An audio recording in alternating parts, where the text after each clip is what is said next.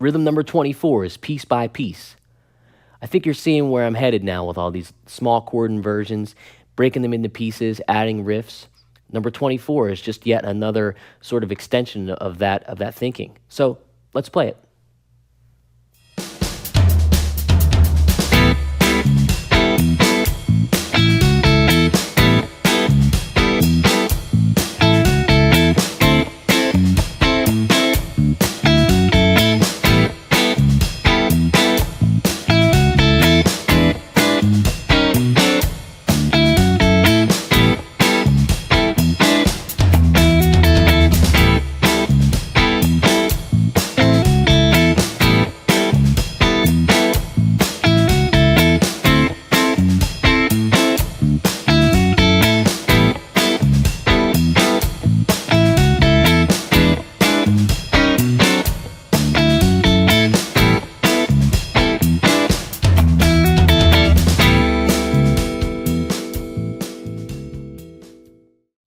So we're still talking about taking these chords, showing you the large versions of them, as I like to call them, or the large inversions, and breaking them down and making them harmonically interesting. We're going to start with this A9 shape. Now remember we played this. So let's build off of that. Think about that in your mind. And I said there's no root. We're going to change that. We're going to look at the fingering, and we're going to, if you can envision these three fingers changing to those three fingers. Now you're going to grab the A on the first string there. So you have your G, which is your flat 7 sound, dominant 7 sound, your B on the third string, 4th fret,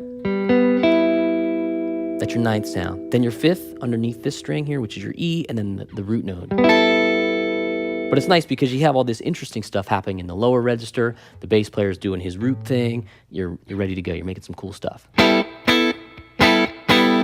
That's our rhythm for that one chord. Then I have another little static chord riff.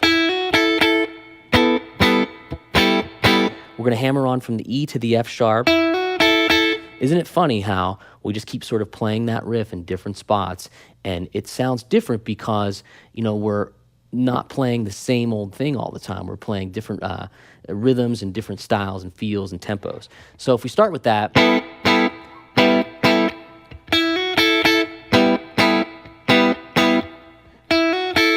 Now you remember your 9th chord here for your D9? It's a little too meaty for me, a little too chunky, a little too big sound. I'm going to break that down and play only these 3 strings. And you can play that with whatever finger you want. I'm not super picky. But it still gets the point across because it's got the flat 7, the 9, and the root as those 3 strings. Or sorry, the 5th in this case. And it's going to be C, E, and A for your D9.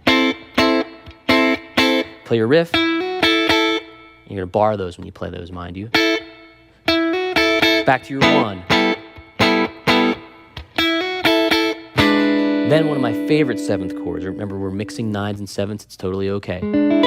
I like this a lot because now it's not only the middle strings, but it's that top one creating that nice melody. And this chord is comprised of the G sharp, which is the 3rd of E. The 3rd string, then you're going to play on the 7th fret D note. The first finger plays the E, which is then the root on the 2nd string, 5th fret. And then your pinky plays the 5th on the high string there. Walk it down by half steps. Create a nice little melody. Go back to your riff. And then back to that for the 5 chord. One more time. Yeah.